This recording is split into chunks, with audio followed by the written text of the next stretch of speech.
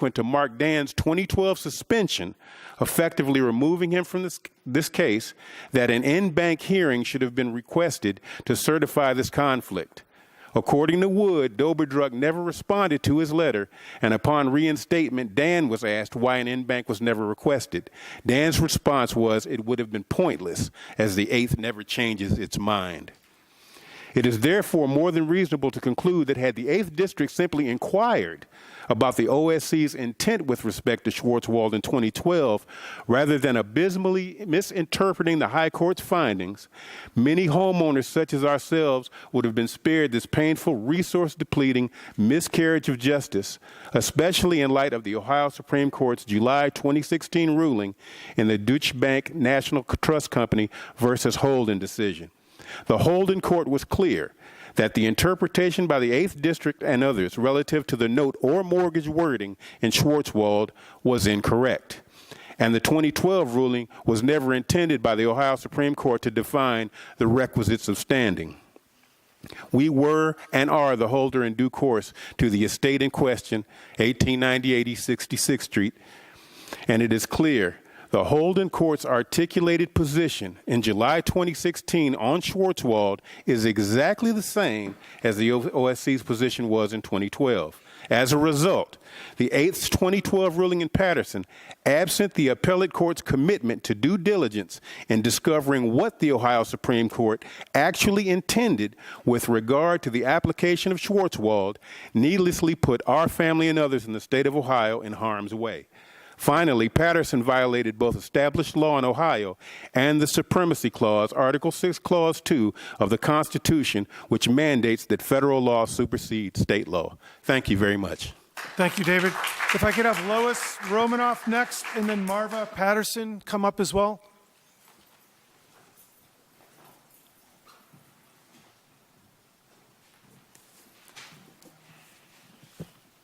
Again, speak right into the microphone, please.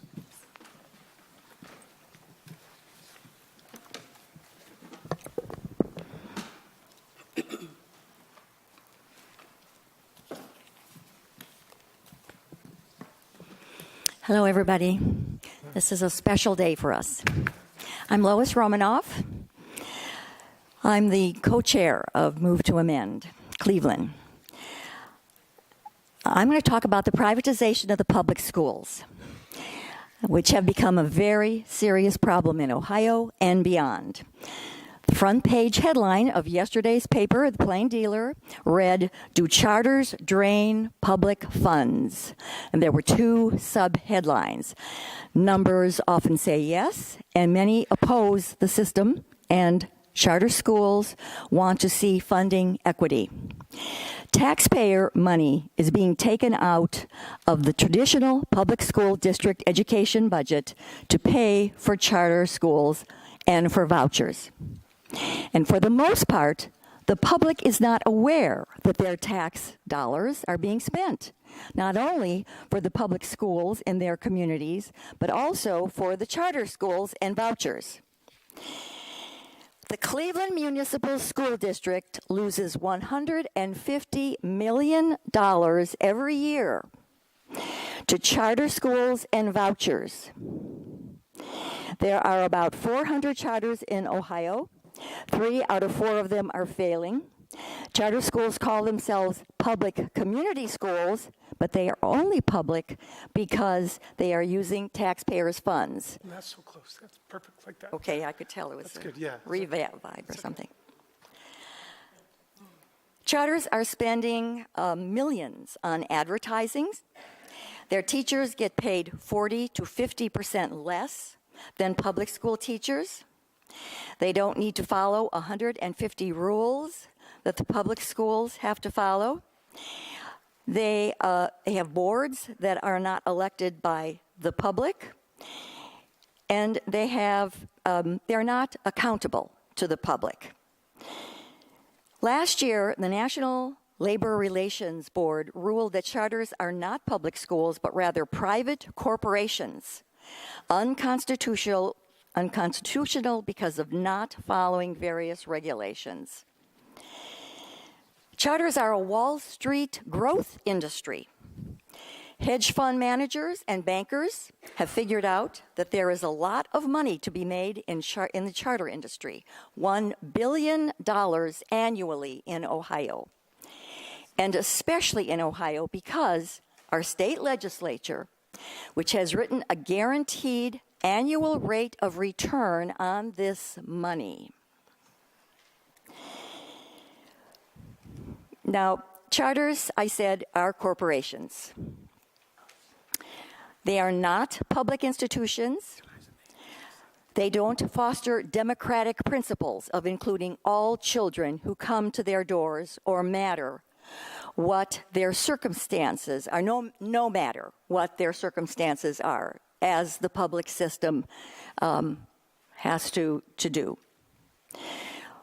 One of the biggest problems, actually, with charters is the fact that all over the country, in addition to Ohio and Cleveland, one of the biggest problems is segregation. Because what one finds is that charters are either mostly white, or they are mostly dark or brown-skinned, but not integrated.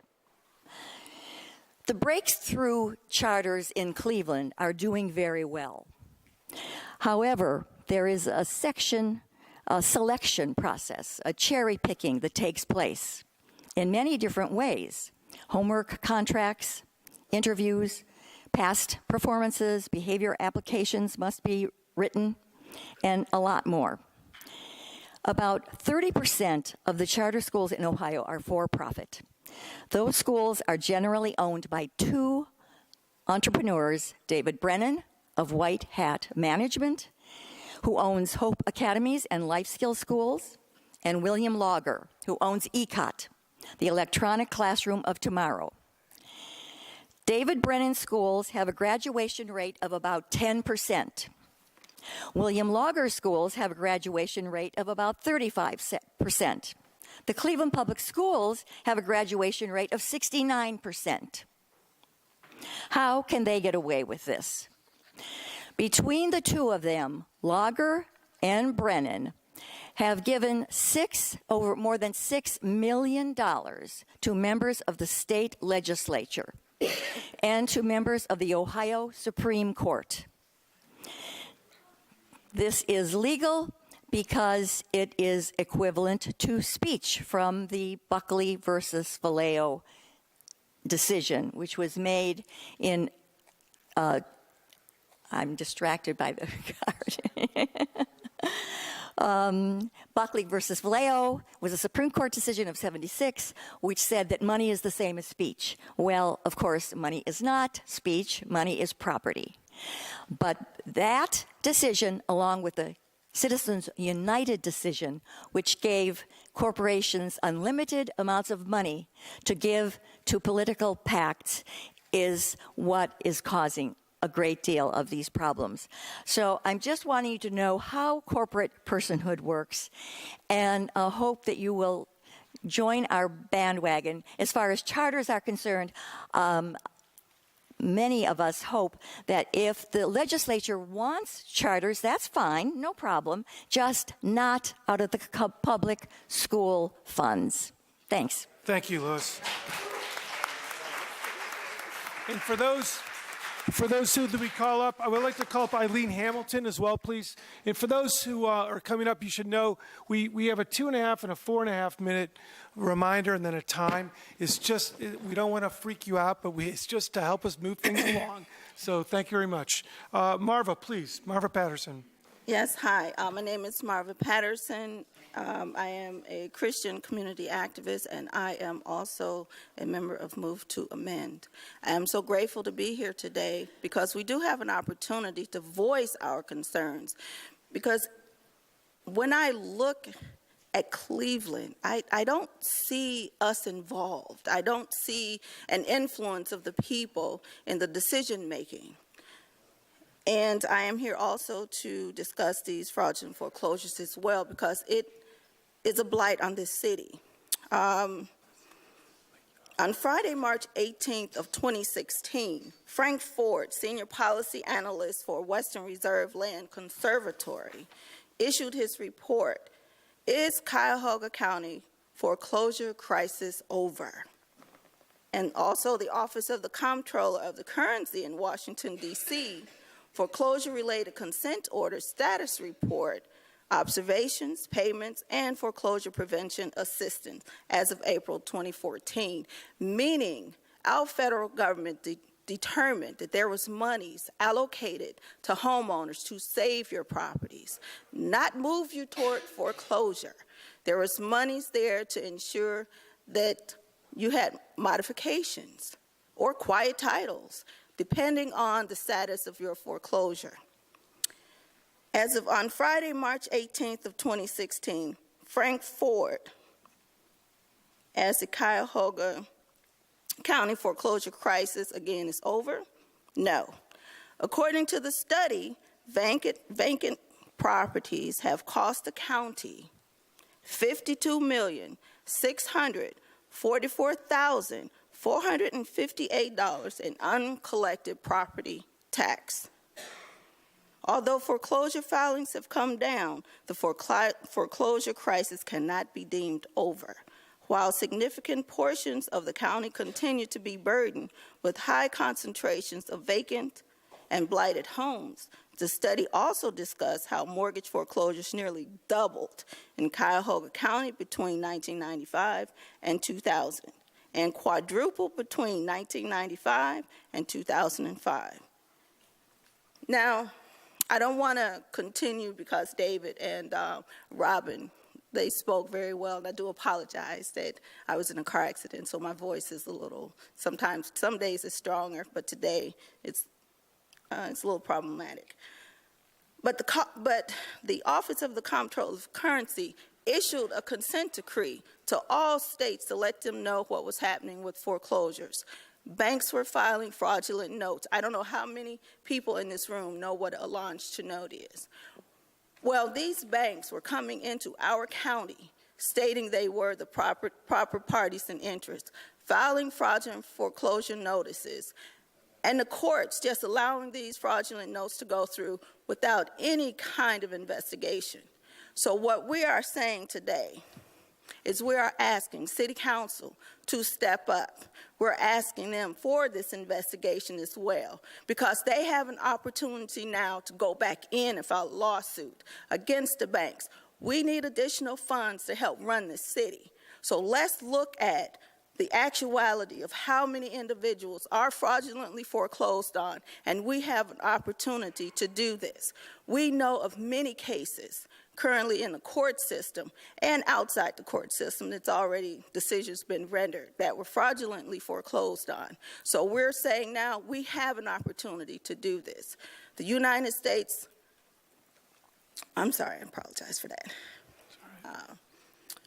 We just had a decision May 1st that granted the opportunities for cities to go back in. So I believe right now we need to do this. So I'm saying for a city council that's responsible for the citizens here, please examine this and let's go back in. Thank you. Thank you very much. If we could have,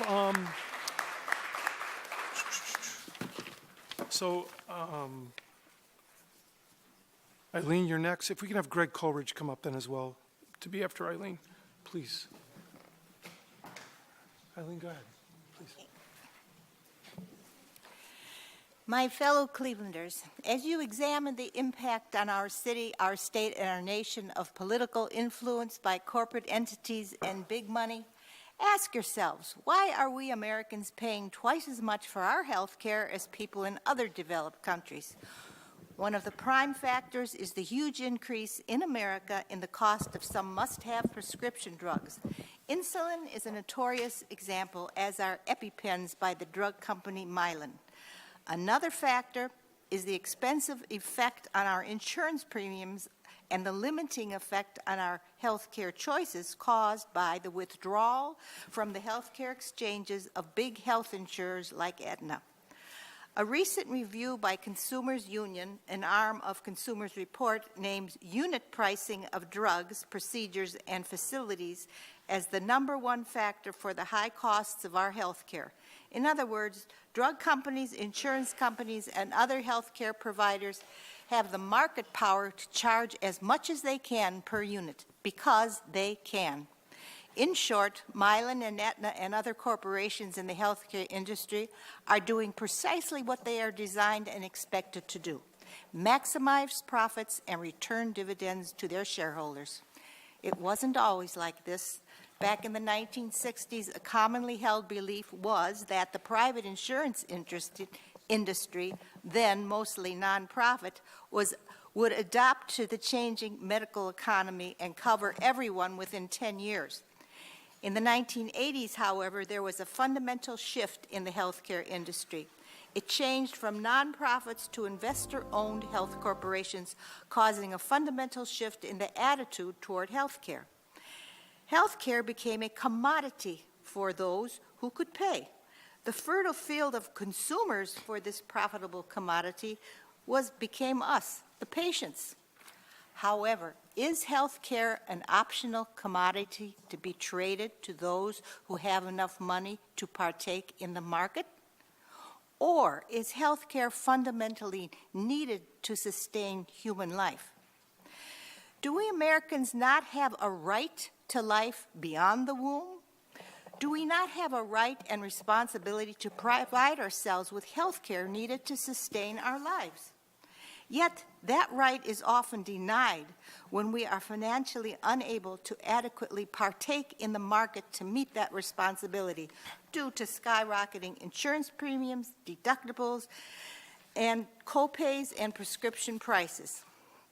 So, we are forced to forego the health care that sustains and protects our lives, lives that our government protects militarily with trillions of our tax dollars annually. Yet, sustaining our American lives with universal, nonprofit, single-payer health care, called the public option, or Medicare for All, is disparagingly called socialism by proponents who profit politically or financially from free market, investor-owned, for-profit health corporations. Focusing our attention on the profiteering of individual health corporations like Mylan and Aetna distracts us from the root cause of the problem, the market itself. Free market extremism is deeply destructive and deadly ideology. For example, in 2009, some 45,000 people died from lack of health insurance and health care. Even if that number has declined under Obamacare, the health insurance market still kills vastly more people than many other ideological threats that loom large in the public consciousness. We see this threat of market extremism in health care legislation that is passed by Congress. When Medicare Part D was passed, its chief architect was Congressman Towson, who enjoyed the benefits of his relationship with Big Pharma Corp. In the form of roughly $1 million in campaign contributions. He was instrumental in making sure the Medicare Part D legislation would not allow Medicare to negotiate drug prices. He was rewarded handsomely with a new job as president and CEO of PharmaCorp. We saw the threat of market extremism in the debate on the ACA, or Obamacare, which spurred the biggest lobbying effort ever. Reports show there were nearly 6 lobbyists for every person in Congress during that debate. The pharmaceutical industry spent $1.4 million daily to protect their corporate interests of market power and profitability. In total, $1.2 billion was spent by insurance companies, hospitals, and other healthcare corporations to influence the debate so as to preserve their market power and kill the public option. And what are the effects of protecting big money corporate interests over the essential needs of living, breathing human beings? Number 1, great inefficiency and waste. Number 2, a loss of primary care doctors, family practice doctors, gynecologists, and geriatricians. Number 3, patients are not filling prescriptions and are refusing needed treatments and tests in order to avoid debt. High levels of medical debt cause 62% of personal bankruptcies in America, with most of those declaring bankruptcy actually having insurance at the time of the illness. In the months of legislative debate ahead of us, urge your senators and Congress members to support the single-payer public option, House Bill number 676, and to get big money out of our health care, and to back House Joint Resolution 48, sponsor or co-sponsor it to pass the We the People Amendment in the United States. Great, thank you very much. Before Greg speaks, I also want to ask Elizabeth Shiro up, please, Elizabeth.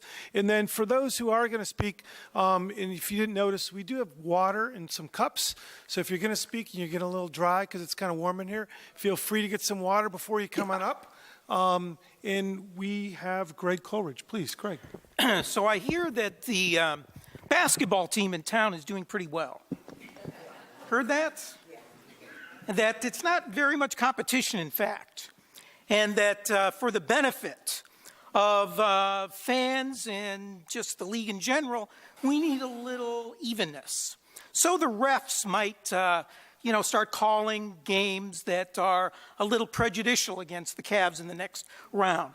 Or the league itself might decide that, maybe the Cavs should only have, say, 4 players out on the court instead of 5. If that doesn't work, which maybe even with 4 players, the Cavs will do well, that they'll say the league will raise the basket level from 10 feet to 11 feet. Maybe they'll shrink the basket size from whatever the diameter is, a couple of inches. Maybe they'll just come up with some other things like, forcing the Cavs players to shoot with their opposite hand. Maybe that'll work.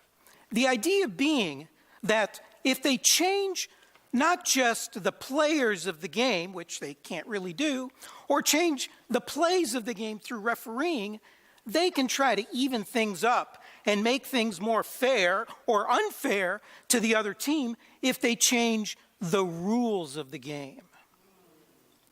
And that's what wealthy individuals and corporations have been doing for more than a century, to our detriment. They've been changing the rules of the game via altering the Constitution of the United States, via amending it by these unelected, for-lifer, oftentimes corporate attorneys, railroad attorneys, for starters, and ever since other attorneys who, once they get on the court, they're impenetrable and they know where their meal ticket came from. They vote for the corporations, and give them never intended, inalienable constitutional rights, and then come up with this bizarre notion that money is speech. Collectively, when you combine the two, it's been devastating to you and I, and to those who have come before us, and to our communities, to our neighborhoods, to the world, and to the natural world. And it's getting worse by the day, by the minute. And it's going to continue to get worse unless we change the rules of the game. You've already heard examples of some of these problems where the rules of the game are stacked or fixed against you and I and our brothers and sisters, whether it's the fire industry, finance, insurance, and real estate that are among the largest investors, not contributors, but investors in our political system, that have resulted in the end of laws and rules like the Glass-Steagall Act and others that have resulted in the speculation that has led to the home foreclosure crisis. It is the pharmaceutical corporations and the insurance corporations that have, to their own benefit, and that have done so very well for their stockholders, their shareholders, and their CEOs, but have created not just a sick democracy, but a sick public. And it's getting worse. And in the education system, it's the individuals like the Dave Brennans and the William Logers that are corrupting and perverting what is left of the education system. And this is going to continue to get worse unless, on many other fronts, unless we change the rules of the game. And that's what Move to Amend seeks to do, to say that enough, basta, no more. Money is not speech. Corporations are not people. Both are bizarre constitutional constructs that exist only because of these 5 unelected Supreme Court justices that have decided to take democratic matters into their own hands and have corrupted, have perverted, have hijacked what little is left of our democracy. And it is up to us, you and I, through forums like this, and thanks to those of you in the city of Cleveland, to the 22 other communities in Ohio that have taken a stand via either resolutions or initiatives, and to the hundreds of communities around the country that have said, you know what, democracy is not a noun, it's a verb. We got to make it work, make it real, and that's what this event is all about. Let's keep it up. Woo. Woo. So real quick, I just want to draw attention. David Lima probably wonders why we skipped him. Patricia Denny, Ann Curso, and Nina McLellan. You're not Cleveland residents, so we're going to hold you. But we do have more time, though, so we'll see. Right now, we're going to have Elizabeth Shears. We would ask Satinder Puri to come up, and then Mark Bilko after that. Satinder, do you want to come up and wait your turn? Please. Well, first let me say I'm really bummed that I have to follow Greg. Because, I couldn't match that. But I'm actually here to talk about something so local but so important to the people of the city of Cleveland. It's the way that local businesses, developers, and corporations have garnered undue political influence with the city government in the last 10 to 15 years. I was born and raised in Cleveland. I have lived on the near west side of Cleveland for almost 30 years. And the near west side is so pressed and pushed and pulled by development, by bars that are built for people who don't live in the city. They get preferential treatment from the zoning board, from the council people, from everyone in the city. They use their money to as a voice to speak over the people who live in the neighborhoods. But my biggest concern right now is what's going on in West 25th.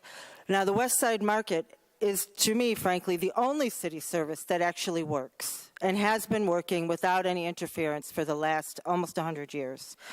But in the last 10 years, because of the development of the restaurants in the neighborhood, who have pushed and pulled at the city council, who have gotten just outlandish influence, I'm assuming using their money with the city government, what they have done is they're pushing out vendors at the market. The city, I'm a fourth-generation market shopper, and I've never seen it so poorly managed. This is a place where one person on a limited income can spend $10 and get all the fruits and vegetables they need to survive for that week. You cannot do that at a grocery store. This is a place where people have been working for generations to provide quality food at a reasonable price, and they're being driven out. Their rents are going up. Their treatment of the vendors is horrendous. There are vendors that I've known my whole life who are talking about leaving because they can't take it anymore. But here's an example of how I think that these bars, frankly, and some of these businesses in that area have completely taken over the mayor's office and the city council on this issue. The city of Cleveland spent $2.3 million in taxpayer money. That's some of my money, some of everybody else's money here, to rebuild the market parking lot, frankly, to a worse parking lot than it was before, so I'm still confused about exactly what the improvement was. The idea was that the taxpayers were going to get their money back because they were going to charge for parking.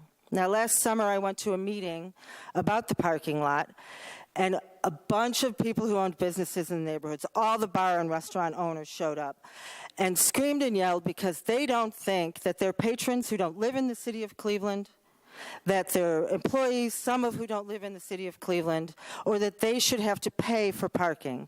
They don't think that the money that they're making off of these people, the money they're making off of our back, should be recouped by paying a couple of dollars because, they're only making $60 a person for dinner that night. So $2 to $4 is going to break the bank.